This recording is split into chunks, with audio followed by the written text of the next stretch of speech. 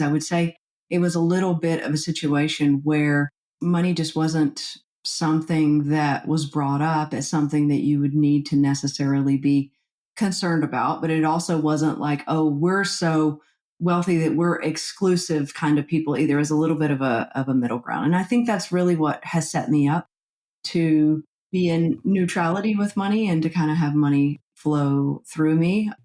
Hey, it's Rocky. Welcome to Richer Soul. Today's guest is Elizabeth Ralph, who will chat about the spiritual side of money.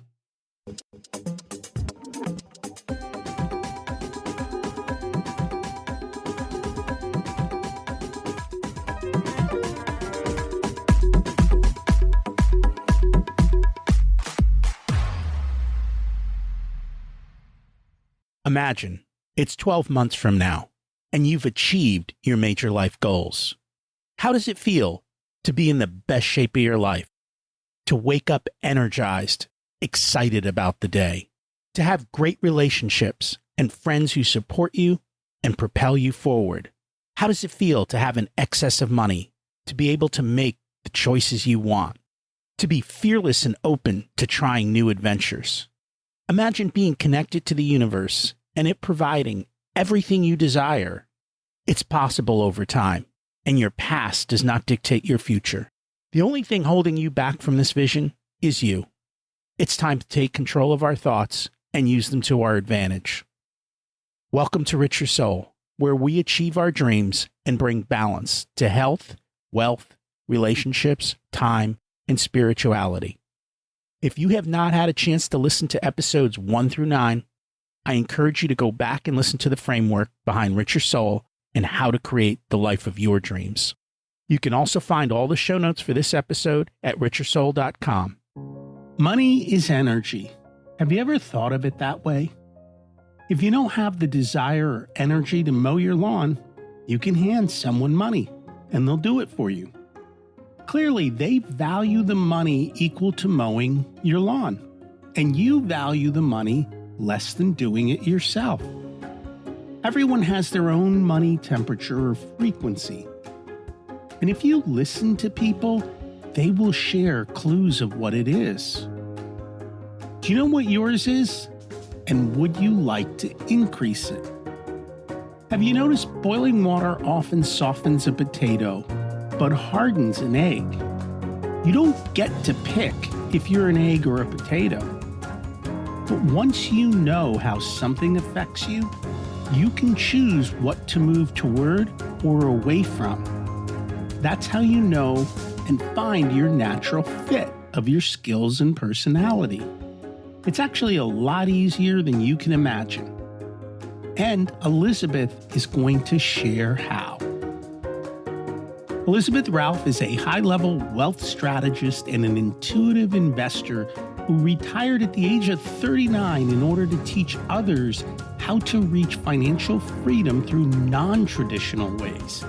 She's the founder of The Spiritual Investor and host of the Spiritual Investor podcast, a place where entrepreneurs transform from unsure investors to effortless wealth creators. She was formerly a financial executive and energy trader, and then she shifted her focus entirely in 2012 while feeding Cheetos to a kangaroo on a beach in Australia. She realized that in order to fulfill her purpose of saving unwanted horses from slaughter, she needed to break free from the confines of the corporate world. So then and there, she decided to go all in and set up a strategy to achieve financial freedom in 10 years. Since then, she's helped countless spiritual entrepreneurs create their own strategies and their own freedom. Let's meet Elizabeth and see how. Welcome to Richer Soul, Elizabeth Ralph. It's great to have you join us today. Thank you. I'm very honored to be here. And I'm excited to learn from you. We always like to start at the beginning. What was it like when you were growing up? And how much did your family and school teach you about money? Well, let's start with the school thing because a lot of people I think are like, "Oh God, why didn't we learn this in school?" Right? So I'll just leave that one because I didn't really learn it in school. Although I did go back to school for finance and take all of those, horrendous 8-hour exams and things like that. But that was an adult. As a child, really, I learned about money from my grandparents. My parents divorced when I was young, and so I kind of lived with grandparents, and I lived with aunts, and I lived with my parents on and off too. But the majority of the influence and the time was spent with my grandparents. I was very fortunate. I had both of my grandfathers were very successful entrepreneurs, and one owned the largest electric cotton gin in the entire world at one time. And so he would take me in and show me the office and the all the machinery and the equipment. And so I was definitely like an eyes wide open, kind of child. And the other one really, really taught me a lot about saving.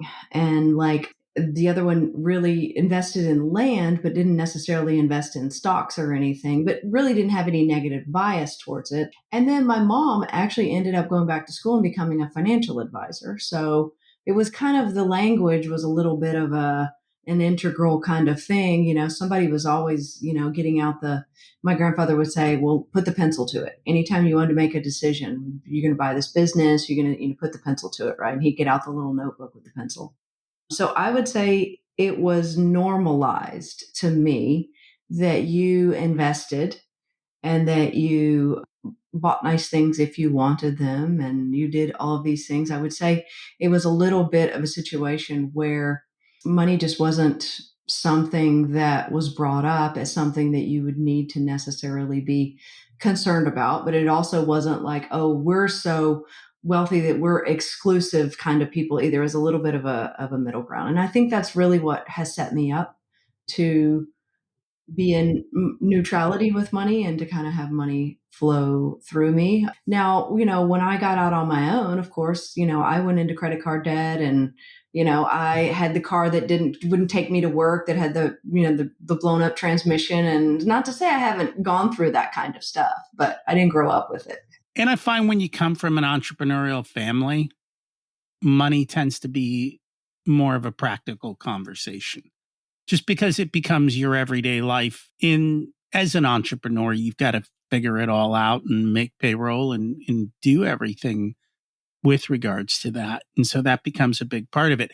Out of curiosity, when you took all those finance classes and stuff, did they actually teach you how to build wealth? And did they teach you about the psychology of money, or was it more just practical math or something? It was very math. I went through, there's a thing called a CFA where it's like quantitative math. And yeah, I went through all of that, but I worked on a trading floor. So I had to have all of that. And you had to know, a lot about just trading and options and things like that. So I would say really more of the building wealth stuff came from my own desire to buy my way out of corporate because while it was a wonderful job, I was really on track with my career even by the time I was 30. And I knew I could take it any direction I really wanted it to go. But I also knew that, I didn't want to be working in the matrix for, the rest of my life either. And so I better do something about it. So I started taking some of the money and I built my own wealth plan. Really just, at that point, I was building financial models for the company. So I just built a financial model for myself. Actually, on the airplane home from Australia, I built a model and I was like, okay, I'm going to retire in 10 years. This is how I'm going to do it. What happened that you built it on the way home from Australia? While I was there, I was traveling around and I was sitting on a beach in Australia. And I don't know, I don't know if you've been to Australia or what, but like a lot of the beaches, they're not private, but they seem private because they don't have as many people. And so I was married at the time and my wife was from Australia. And so we were going there every year. And but I could only get like a very small amount of time off of work at one time. I had quite a bit of vacation time, but because of my position, I couldn't be away from the trading floor for a certain amount of time. And I was answering phone calls on the beach. And I thought, oh my God, here I am, right? Even when I was at home, like I would answer phone calls on lunch. Like it was just, that was my whole life. And I heard this rustling in the back, like the brush, like behind where we were sitting. And I'm like, oh God, who is this? Is this like a person that's sitting back there or what? That's like your first reaction, right? And then of course, like this kangaroo comes out and it just, hops down. And then I'm like looking at it and my wife's going, there's no way this kangaroo is going to come up to us because they don't like people. Of course it did. It came right up to us and we were eating Cheetos and I held my hand out and this kangaroo literally took its like tiny little paw and took the Cheeto out of my hand. I was mesmerized. I could not believe that. It's like almost like a movie where it was like slowed down, like moment in time. And I thought, oh my God, this wild animal basically chose its own version of freedom. Like it hangs out here at the beach and comes down and gets cheese and crackers from people or whatever. And so I was like, what am I doing? Like I have full reign here. I have full choice. And yeah, I was so inspired by it that I just, I couldn't wait. So on the way home, I built the financial model, but then I kind of about 3 years into the whole plan, I was making it work. I was investing in stocks and I was also buying real estate after the financial crisis in San Diego. I picked up quite a bit of real estate, which helped a lot.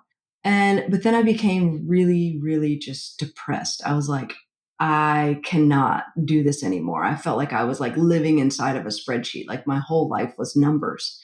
And I just worked all the time or studied for a financial exam. And I thought, I don't know if I can make it through this. And then there was an Indian guy who joined our group. His name was Amit, and he and I became fast friends. We had the same sense of humor. And he started bringing me all these books on spirituality from India, like all these like ancient spiritual masters. And he started explaining to me like what they were trying to talk about and all this stuff. Well, I just basically got so oriented on that what ended up happening is I ended up starting a business and then donating a lot of the profits. So I was already kind of moving into a whole spiritual world while still building the wealth plan, and which is why I teach money the way that I do now, because it's actually what worked for me. It's kind of what saved me, because I just wasn't motivated by just the money.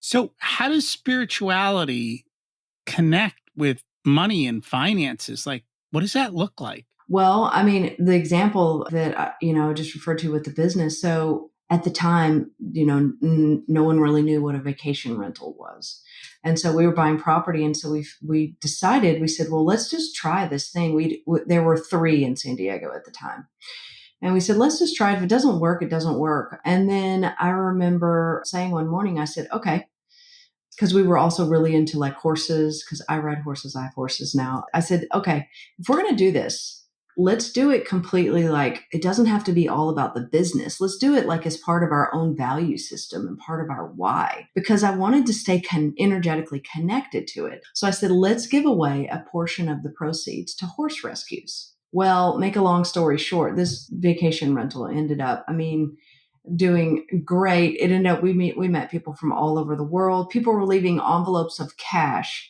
in the place for us to give to horse rescues. Still, there are 8 wild Mustangs that are running free in Idaho because of this place, and it was just literally just life changing.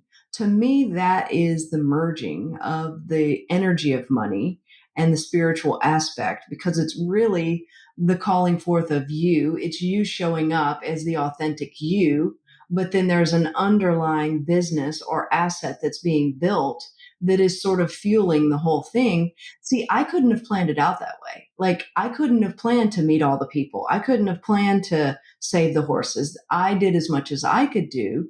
And then I opened myself to it. And then what happened is universally, those things stepped in. So, this is the part I struggle with, right? Because there's a lot of people who are out there who talk about this, but I still think you have to take action, right? Oh, yeah, it's you not do. like I just come up with this idea and it all works out, right? At least I'm thinking that's the case. Yeah, and you bring up a great point too. I actually think even just what you're talking about here is an indicator that we are moving into a whole brand new conversation. I would say we're moving into more of an advanced conversation with money. I think what we were seeing before was, a lot of people were talking about the energy of money. You've got manifestation, you've got all these conversation, mindset, money mindset, all this stuff out. And I think that we're beyond that, in that we realize that, yeah, you can feel good about money, but if you're still sitting on the couch, it's not going to make any difference. Right. And so you're exactly right about combining the action to it. However, a lot of people are not actually going to do the action step unless they feel better before. So it is important that we're doing that work and had that conversation. But I think the advanced conversation that we're getting into now is, how do you actually bring the energy of money, all of these concepts that you're learning, and a lot of people really do enjoy learning about the energy of money. How do you pull that down into what I would consider, here, we've got the 3D world, and really use the tools to your advantage? Like, I used the tools of, a rental, a vacation rental. That was a tool in order to do it. But the spirit behind it was the horses and the desire to create something new and different. And that's what I was going to kind of ask you, like, what are these tools? But you're using practical money making tools. You're not using some other types of, I don't know what the right word would be for them, some type of mental tools. You're actually using solid core business principles, so to speak. Yeah, and I'm using the mental tools as well, the conscious creation and all of that, because the conscious creation gives you the accelerated route. But the business tools have to be an aspect of it, because the reality is we live in this world. And so it's just like, you can't actually expect to go to the store in your car if you don't put gas in it. It's kind of the same thing. So when you say conscious creation tools, can you explain what that is? Yeah. So everything outside of us, all the things that we're seeing right now, are just a result of the thoughts that we have, because the thoughts are directing the decisions that we have. And a lot of people know this, and I think are waking up even more so to this. The thing is, I think in the new, I'll say the new paradigm, because I do feel like that we've entered kind of a whole new world. If you look at, that's why the conditioning and the money beliefs and stuff, it doesn't really work anymore, because we don't live in our parents' economy anymore. This is a very different economy, right? So we're now in this whole new paradigm. And so really, the ultimate currency is our energy. And so what we're doing is we're trading energetic currency for time. We're trading it for money. Everything is just a trade. And so what we're doing is we're starting to now value our energetic currency more, which is why people are feeling less happy in their corporate situations, or even just a situation where if you have to go and sit somewhere for 8 hours and do something that doesn't use your mind, or we're starting to sort of buck the system a little bit with this, and we're wanting our time back a lot more. It's no accident that so many people are feeling like that all at once. There's a reason for that, and it's because it doesn't fit anymore. So when I say conscious creation, what I'm really talking about is the responsibility that we are creating every single thing in our world. And I know that's a hard pill for people to swallow sometimes. But unless we take responsibility for something that's happened, we actually cannot create something, because we don't get to say, I'm the creator of everything, but yet I don't like these people in my life over here who are like doing all these things that I'm just pissed off about, right? We have to do both, or else you're going to be like very hypocritical in the situation, where it's like the power of awareness. Where are these thoughts going? Am I spending 80% of my day thinking about things that I don't want? Because a lot of people are. It's funny. I was listening to Michael Singer this morning, and he's like, most people are not listening to what other people are saying. Mm. He said, somebody starts to say something, and then your mind kicks in and it starts telling you all these thoughts about what they said or what it assumes they're saying. And it's putting all these conversation is. And next thing you know, you're not listening to the person. You're listening to you and your filter and how you've kind of recreated this whole scenario in your head. And that sounds very similar to what you're saying. Hmm. Yes, we do. Listening is actually a very important part of creation because typically we're just waiting on someone to stop talking.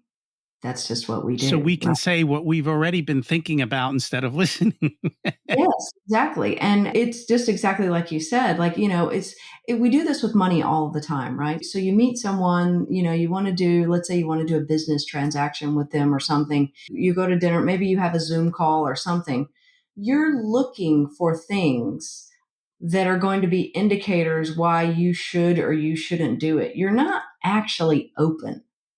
I mean, very, very rarely. I do think that we're learning this more so. And if we're not open, then it's like a teenager that doesn't listen to the parent. It's like you're missing so much wisdom if you're not open, but we don't realize that.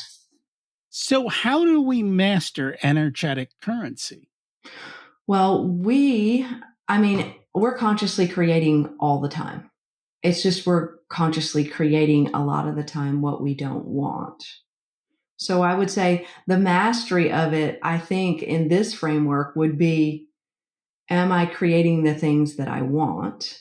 And so the first step that you have to do that is you have to be aware.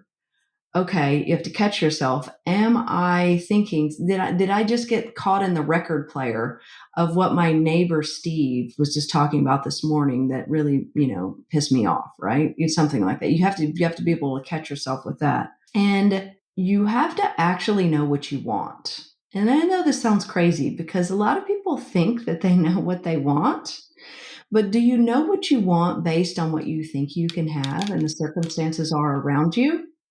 Or do you really know what you want? I would say the difference would be if you were dropped from a spaceship today and you were dropped down on Earth and you sort of, after the dust settles, you sort of look up and you look around and someone said to you, the only thing that you have to do is follow whatever makes you happy and just go out and help people. I think that people would have a very different set of goals and wants and all of that because the rest of the muck and the world would have been taken away. So I think that that would be coming from their true authentic self. I think that sometimes when people say what they want, they're like, yeah, well, I want a new car, but I don't need this car. I just need this smaller car or whatever. Like we're always downsizing. But I think at the end of our lives, we have to realize that why? We're not getting any extra credit for that. No one's giving you extra credit for being small. In fact, the bigger you are, the more you get to do in the world and the more people you get to help. What percentage of people do you think actually know what they want? Well, I could base this on running the Spiritual Investor Program for 7 years, and I would say maybe 15, 20%. I'm saying truly, truly. You get a lot of people who they're like, yes, I want $30 million. But then they don't really want to be that human who would do the things that they need to do to go get $30 million. So there's a disconnect. And I think that is the most important thing is, are you willing to do the work for that?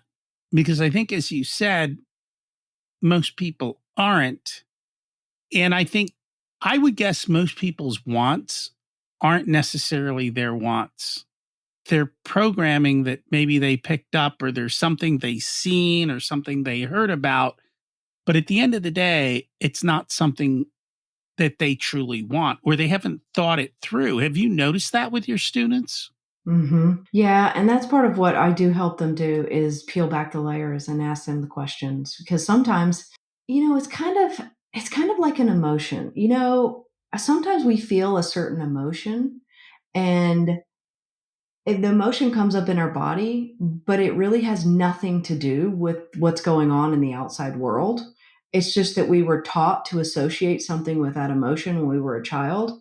And so there's a disconnect, right? It's like the interpretation is off. So I think that when it comes to people knowing what they want, I think the interpretation is off in terms of are you telling the world what you really want? Are you telling the world the version that you think is still like righteous and spiritually accepted and humble and all of these things that we want? Because it really comes down to, I think what we want is limited by our current self-identity. So it's never what we truly want.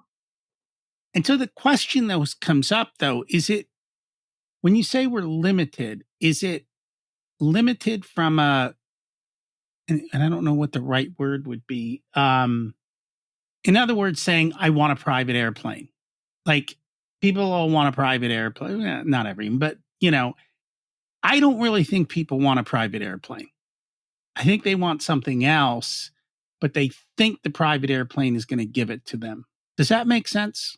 Mm-hmm. Yeah, it does make sense. It does. How many people are looking for the airplane versus what they really want?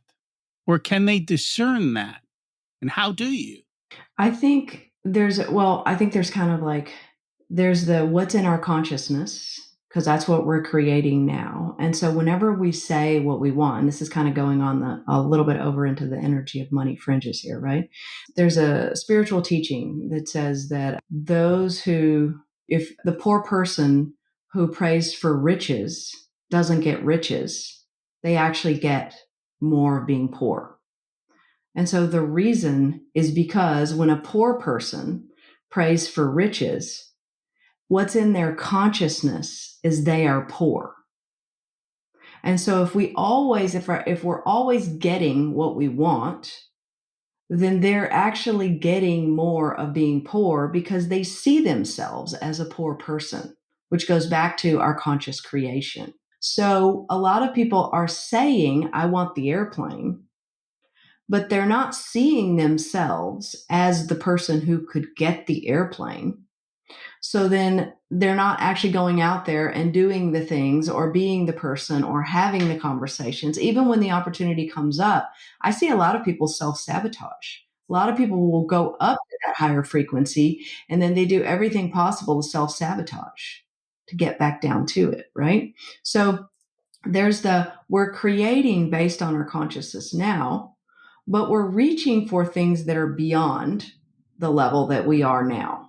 But are we energetically connected to that? That's why when you talk about the energy of money, that's why every teaching says the exact same thing. It says you have to feel it. And the reason is because if you don't feel like that, then you can't actually create it.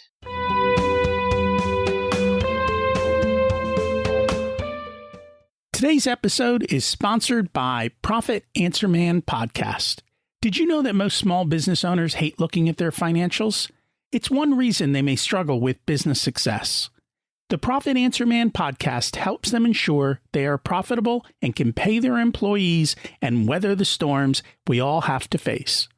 It's built on the Profit First methodology of pay yourself first. The Profit Answer Man podcast is a must listen to for every small business owner and anyone who wants to help them survive and thrive. Check it out on your favorite listening platform.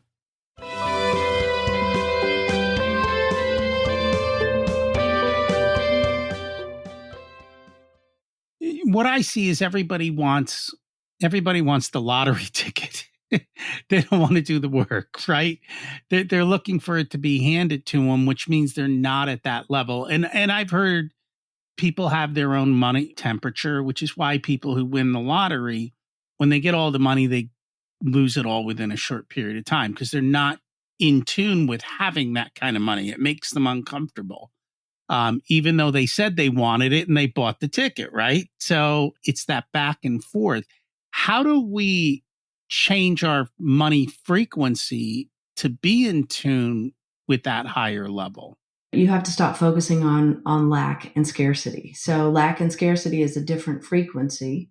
And so like a lot of people, they'll read something about the energy of money. Let's say you read like a book or something and you feel great about it.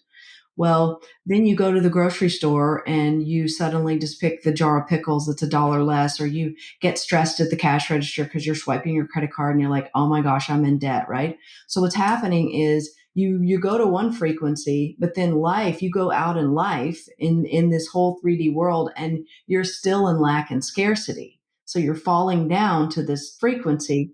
Well, you actually have to change your perspective. You have to change the way that you're looking at this in order to change the consciousness, because you're basically trying to spend more time in on the frequency that contains the opportunities that's going to bring that higher level of money to you, but you have to do it in an energetically consistent manner, which is why you can't just go do the feel good stuff. You have to actually go out there in the world and use the tools in a different way, because you have to be on that frequency for a certain amount of time. And that's kind of where I'm like, you can't just go out to the store and start spending money like crazy, right? Because that in and of itself is going to make you poor until the money shows up. And I see people really struggle with this. I think they have misconceptions of how this comes together. I agree with you. I think that this is actually one of the most misunderstood areas out there, is how do you actually take this energy of money, which even for people who are just like sort of scratching the surface with this, there are certain things that they're kind of like resonating with, like maybe something will sound right to them or something, and then you've got people who just, they're into it all. But I think that's one of the biggest things, is how do you actually merge this with everyday life and the circumstances and having to pay rent and the credit card debt and needing to invest for kids and things like that. How do you do it? How do you also make a big change in your life and not trading time for money? That's a big thing. I think that people are really wanting to sort of get out of that right now. And in my opinion, to live in this world and to do it in the accelerated way, you have to combine the two. And I know a lot of beliefs hold people back. I deal with business owners all the time, and it's like, oh, nobody will pay for that, or because they're putting their own money values on other people, is what I notice. And we have to help them overcome themselves to fix their pricing problems. And it's a classic example of that. So, practically, how do we do this? If somebody comes to you and they're at one level, like, is there a step-by-step way they get to this next level, or how does that practically work? A lot of it depends on, let's say what's blocking them first, because like sometimes, like, I mean, I said, I grew up with entrepreneurs, so money really kind of feels good to me. So then I would start with maybe a different area when it comes to money. I've worked with a lot of people who, like, they grew up not even being able to afford, like, even to buy a soda at the store when they were a kid, or they just couldn't. They were very, very poor. So then you're going to start at a different level with them. But ultimately, it's all going to circle back to the energy of money. It's going to circle back to money management. And in my opinion, you never do money management from a place of lack and scarcity, always from abundance. And then the third is expanding money and investing. The reality is, we can't save our way into freedom anymore. We don't live in that economy. The cost of living is too high, and we can't buy houses for $100,000 anymore. If you aren't using investing, then in my opinion, the people who aren't, they're falling behind, because the investing is actually the tool that actually helps you keep up. Not only that, but as you're building an investing account, you're buying your way out of having to go out and trade more time. And I think people are waking up to the fact that they want the optionality of having investing as their second income. And I'm familiar with the FIRE crowd. I don't know if you're familiar with them, but that's a big part of what they do. But it tends to be that most of those people, I'm not going to say they lucked into, but they happen to have high paying jobs, many of them. And honestly, the key to that whole thing is to spend less than you earn. I mean, that's just basic math, and invest the difference. And if you'll do that, it tends to work out. That's more of a basic money, though. But I guess it's the behaviors behind actually making that happen, because a lot of people want to do it, but they don't. Well, you got to think about, like, a lot that goes on in that crowd. I won't say all of it, but I will say there is an undertone of sacrifice. Mm-hmm. And I think, when I left corporate, so I did my own early retirement. I basically covered my cost of living and I completed my long term retirement. Those were the two boxes I wanted to check when I was 39. And I said, okay, after that, I'm not going to be flying private jets around. I'm still going to work and I'm still going to do all these cool things in life. But that was my version of financial freedom. I think everybody needs to have their own version of it. What I didn't want to do is I didn't want to put on a backpack and travel around the world. And I did nothing wrong with that. I did that at 26. I didn't want to do that. I wanted to still live in a nice house. I wanted to still, drive a nice car. I ride horses. I was competing on horses. You talk about expensive, right? So I wanted to still be able to do all of that, right? So I wasn't your typical person with regards to any of that. My thinking on it and the way that I did it and the way I teach it is that you can do both because we live in an and world. You can actually be doing what you want to do for a living and actually calling in the amount of money that you need for living and for investing and doing what you want. There's no sacrifice involved. But if there's no sacrifice, you're still going to have an excess of cash. Mm-hmm. So then it's a question of how do you build the excess cash? Well, you don't have to be miserable to build the excess of cash. No, you don't have to be miserable, but I think you also have to have a skill set. Yeah, but that could be something you love doing. Oh, I understand that totally. So here's the thing, and I do this in my life.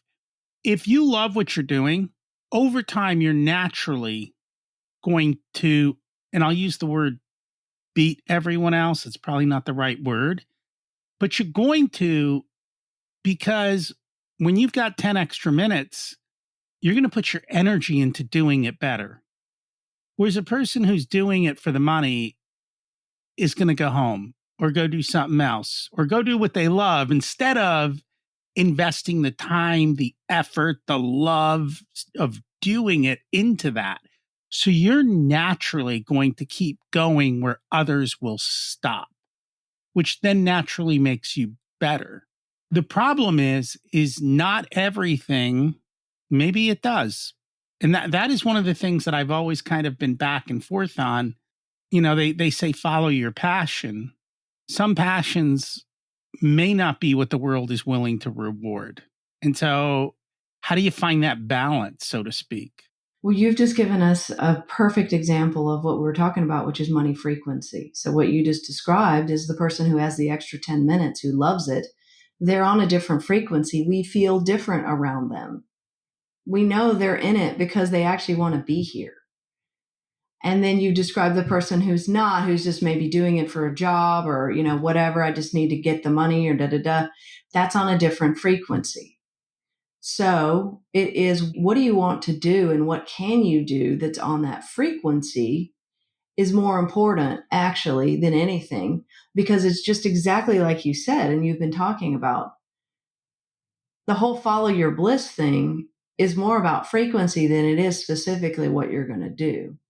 Because going back to what we talked about earlier, I find that sometimes people, they'll choose a business that they think is going to work, that they think is going to be marketable or is going to make them money, or that they've seen their cousin, do well in or something like that. And then they talk themselves into, oh, I can do this. Well, this would be better than what I'm doing. Da, da, da. They're just kicking the can down the road. That's just another unsustainable thing that's going to keep them 3 to 5 more years in a lower frequency. And I'm always looking for the accelerated route. And I think most entrepreneurs are. Just give me the most accelerated route, and then I'm going to achieve that. I'm going to go above and beyond, and then I'm going to move on to the next thing and the next thing. So how do you know which is the accelerated path? Because if you're not used to that, or you haven't worked through that, or you don't even know how to evaluate it, how do you know what the most accelerated path is? Because it feels effortless. Back in 2021, I had a major line, drew a line in the sand with my entire life, and it started with my business. And I said, I will only do things in my business that feel effortless. Now, that doesn't mean, it feels effortless in the beginning. You come out with a new product, you've got to build it, you've got to do, all this. But there is a path to effortless, and it is moving in that direction. And we can tell, no different than we're in a relationship, we can kind of tell when things are starting to go south, right? Are we ignoring the red flags and staying in the relationship? Or are we saying, okay, right? This is like, we know we have more answers than we actually give ourselves credit for. So effortless, if you're following the path for effortless, then you're always moving in the right direction, because life should be effortless. Those conversations we find ourselves in that we feel magical, that we're like, oh my gosh, I feel like you're a lifelong friend. That's the way that we can feel in every single aspect of our life. Why do most people ignore red flags? Because you always hear them say that afterwards. They're like, oh, I ignored all the red flags that were there. Hmm. People ignore red flags because of attachments.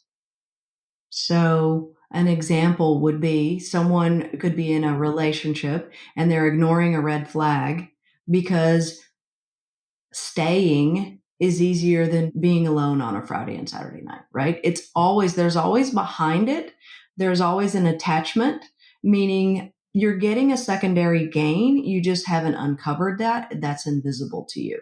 And we do the exact same thing with money. We do the exact same thing. So we're like, okay, yeah, it would be great to have $1 million. But then in the back of their mind, they're thinking, yeah, but people who have millions of dollars, they're kind of greedy, or I never really liked those people, or those people have to work harder than I do. There's always something going on in the background. So they're attached to this part of their self identity that doesn't want to change. And that's going to keep them on that frequency. As you go through these frequency changes, can you do it quickly, or do you have to kind of go from one to the next and get comfortable and then move to the next? Depending on how willing you are to go all in.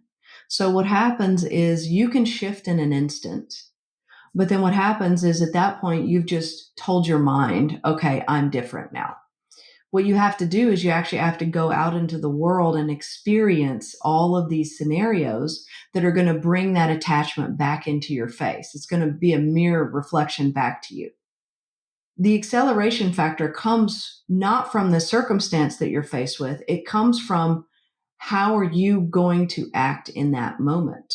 Are you going to act like the lower frequency, the older version of you? Or are you going to step into it and act like that version who's like, yeah, I'm going to have $1 million this year? Then you get the acceleration factor, because what happens is you go through it that again and again and again. And this is when you get the feeling where you're like, wow, I don't recognize that old version of me. And this has happened to everyone. Like 6 months later, you're like, wow, I don't even think about doing that anymore. Right. Because you've sort of mastered the game in the experience. Yeah, I was just listening to one of our past guests, Alan Weiss, and he does consulting. And he's like, as you move up the consulting ladder, the biggest thing you have to learn is to shut and seal the door behind you. Meaning That's great. you move up to another frequency level. You have to Yes. make sure that that door behind you is locked tight. You can't go backwards. And I think too often we slide back down. And the moment you slide back down, it's very easy to get comfortable in the old place again. Very easy. Yes, it's tricky because sometimes we feel like more of ourselves when we're sliding back to that comfort level, you know? Do you have any tips on how to stay and not slide back? From my experience, where it starts with me is I will feel an emotion come up that is sort of prodding me to do something that I've decided I'm not going to do anymore. Right? We can think of something simple, like if you're trying to not watch TV or something at night. An emotion's going to come up, or a reason, or someone's mentioned this great show or whatever. If you can catch it there, It's kind of like catching the car at the top of the hill before it actually goes down, like it has all the momentum. Then you can actually make a shift. But if you get into it and you sort of don't catch it there and you get into it, what's happening is you're going to have to deal with the fact that you went into the old self. So you didn't shut the door in that example. And then what comes up for a lot of people is, oh, here I did it again. I'm not worthy. I feel guilty. Oh, I can't do this, da da da. And then what happens is it just gets even worse and worse. So I think that it always comes back to full and complete awareness In the moment. in the moment. Yeah.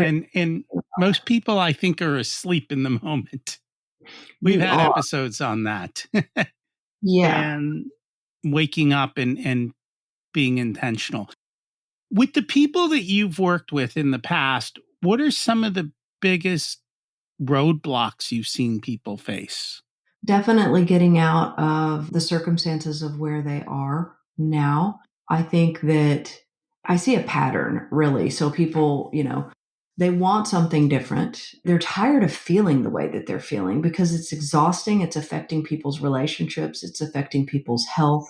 It's infringing on the way that the way that we feel about money and our circumstances with money is actually infringing upon our life and even the way that we feel about ourselves. And I think people are just sick of it. So I see people where they're focused on their circumstances, what they haven't done. They have all the regrets that they have. They should have started investing 10 years ago. Oh, they have debt now. They need to buy a new car. It's something, whatever. And this is people that even have a lot of money. You're still going to get people that are scared. They're scared. A lot of people who have a lot of money are scared they're going to lose the money. So you're going to get all of these fears, right? It's everybody's got the fear. It's just going to be just dressed differently. And so you have to actually address that first.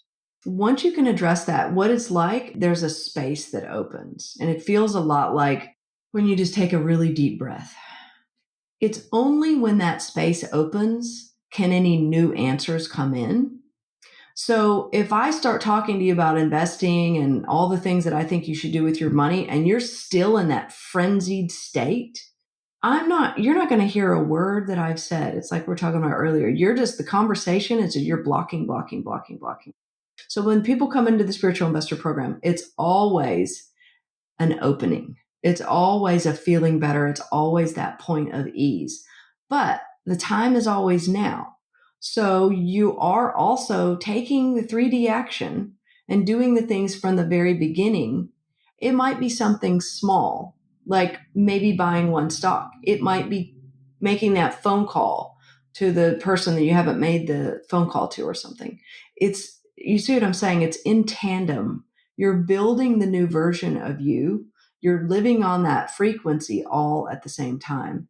And I think that once you do that, what I see from people is that they start to actually believe in themselves. So it's like they kind of rely on me to believe in them first, and I carry that for them, and I love it. I love carrying it for them.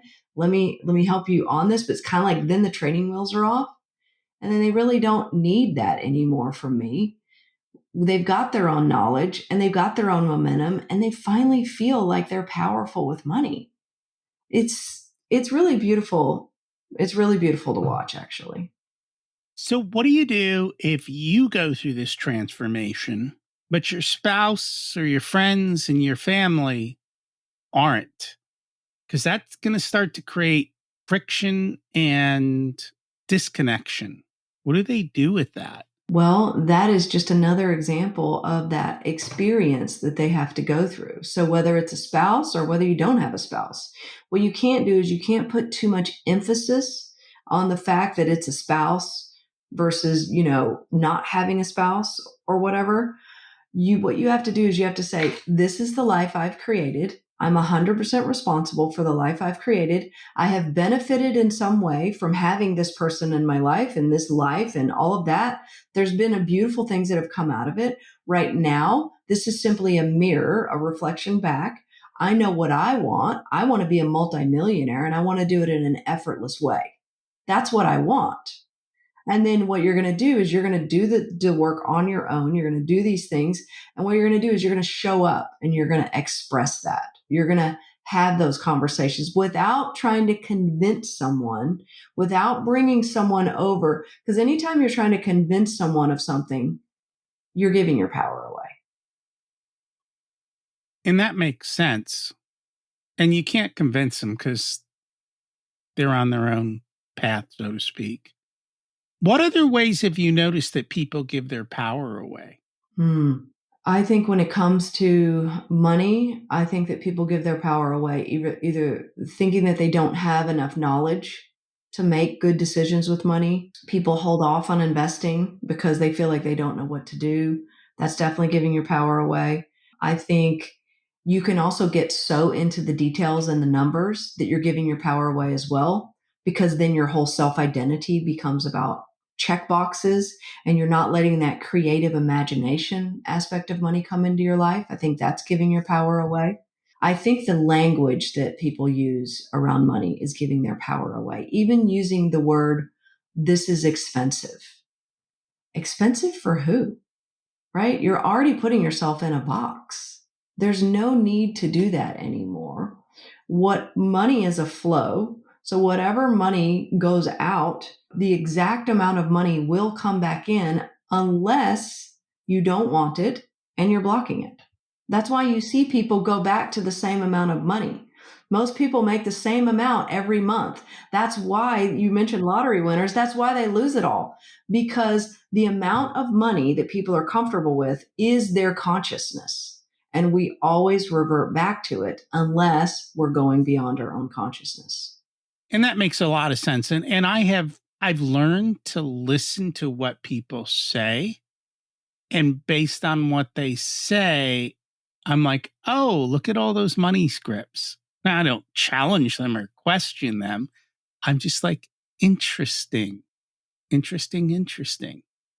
you get to see how people behave. Yeah, it is quite revealing, but you have to listen. You do. You have to listen. And I'll go back to, because this is important. And I know for some people, this is probably like, okay, this is just woo woo stuff or whatever.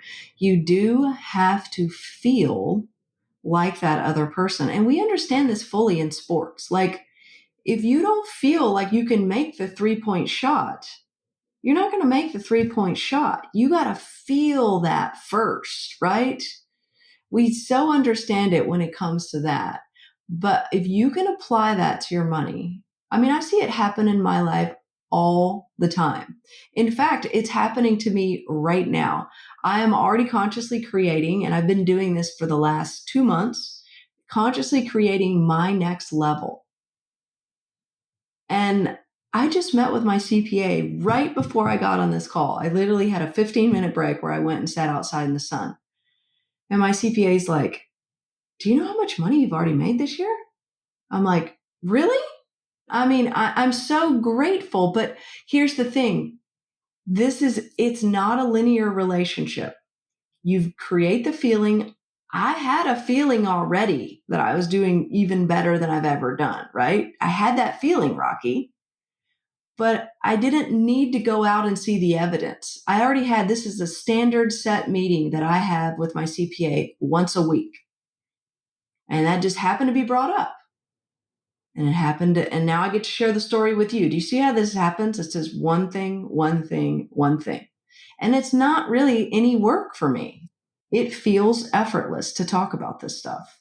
Why do you meet with your CPA once a week? Because I run multiple businesses and I've got a lot of different things that I've got big goals. Yeah. And so they're helping to keep you on track financially. That, and we talk about strategy, and she's also a really good friend. And so, we spend half the conversation just, talking about that. And by having the once a week meeting, you know what it does? Because I travel a lot and so does she. What it does is it allows us to freely go, hey, I can't meet this Thursday. And that's become kind of the norm. I'd say probably 30-40% of the time, maybe we don't meet. That way we end up meeting at least twice a month. And we end up being able to me, what it does is it helps me actually orient and make decisions proactively rather than react, which I don't think there's a reason for me to make reactive decisions. No. And in business, you can forecast a lot. In your personal life, you can forecast a lot. And you just have to sit down and think about what's coming and looking at situations. And that's why I'm always amazed. Oh, I had an emergency. What was your emergency? I needed new tires. Oh, you needed new tires. Yeah, well, they had 60,000 miles on them. They've been bald. You knew it was coming. The heating system was 20 years old. These are not emergencies. Had you actually sat down and thought about it, you could predict all of this with very little thought and go, okay, at some point this needs replaced, or a kid's going to college, or these different life milestones are going to happen, and you need to be able to pay for them. One day you're going to get sick. You might end up in a hospital. It's going to happen, right? These different things in life always occur. They shouldn't be emergencies. They should just be kind of expectations. And when you look at it that way, I think it makes it a lot easier. You're right. Even just talking about it, like it should be a point of ease because it comes back to a responsibility, that again, we're creating our world. So we're creating the fact that we're getting a secondary benefit from ignoring that the tires have 60,000 miles on them. We're getting a benefit from that, and we're just not being real with ourselves. And I think we have to call bullshit on ourselves sometimes and say, hey, I knew that. I've been driving cars for a lot of years. I knew that. Yeah. Yeah. It's a great example, though. Well, and so many things. I mean, some things in life take a long time to get to, and retirement's one of them. And it's amazing how many people never save for retirement until way late in the game. You knew it was coming because it was either that or you were dropping dead, right? Or you plan on working till whenever, which I do. But even though I want to work forever, I don't want to have to work. So I want a fund so that I don't have to. I get them, have the money to say no, thank you, and gives me that freedom. It's not Yeah, to say exactly. You want to have the option. you want the options. And it's shocking to me how easy it is to invest and how many people don't see it as a way to expand their time, because any money that you get through investing is just less money you have to go out there and actually earn yourself. Well, correct. It's allowing you to make money off of other people's efforts instead of your own. And nothing wrong with that. I mean, even real estate in a sense is doing that. You talked about having a rental real estate. It's a way of creating, we call it passive income, and passive isn't totally passive, but along the lines of passive. And you don't have to spend as much time and effort. Is there anything we should have talked about but didn't get a chance to? No, I think, hopefully this has been helpful for people in terms of maybe bringing these two worlds together. It's something that you can do. It can still be your own flavor. It can still feel like we can go so far into the side of the woo woo stuff, or we can just incorporate a little bit of this into the 3D world. I would just encourage people to play with it a little bit. You might as well. I mean, you might as well just be open and sort of do a little bit of discovery in this area. I would say it's not going to hurt. And I will say I've seen so many incredible results when people step into the responsibility of actually truly living as that person who has that same desire for what they want, right? So you want the $1,000,000. Are you living as that person now? Basically, living in alignment with what you want. Yeah, makes a lot of sense. Yeah, exactly. And I think in order to do that, I do think that you have to have a high level of awareness. But I think most people want to show up and do good things in the world. And I would say The people who have a very high level of awareness, you mentioned listening and things like that, you are able to show up better in the world by practicing the things we talked about here today, and it brings you more money. So that's the thing. It's a double win in my mind. Yeah, I like the word "and" for everything. You're like, should I do Mhm. this or that? I'm like, Mhm. and Yeah. bringing it all together.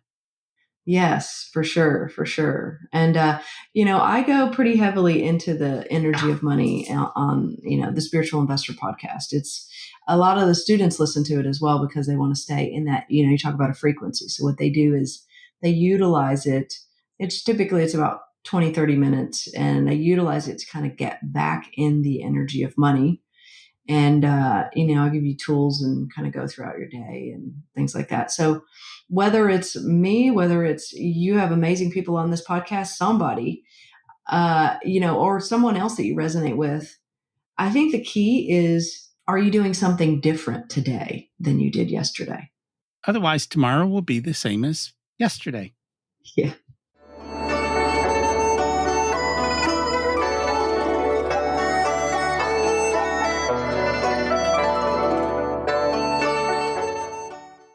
It's time to learn the secrets of life. What's your secret to living an abundant life? Awareness.